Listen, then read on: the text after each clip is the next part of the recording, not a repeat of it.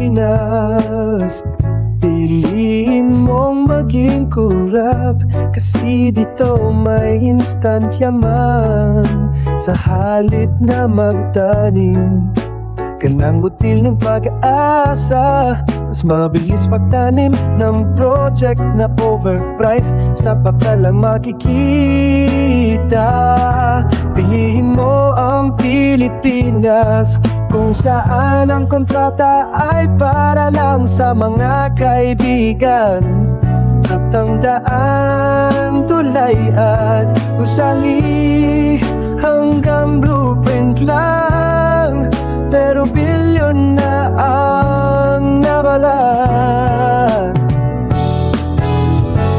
Piliin mo ang Pilipinas, kung saan ang buwis ng taong bayan ay naging pang shopping, pang vacation, at pang private jet ng mga politika.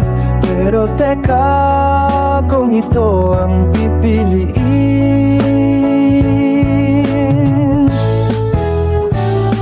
kanino pa mapupunta ang kinabukasan ng bayan, kung lahat ng boto ay binibili at lahat ng pangarap ng Pilipino ay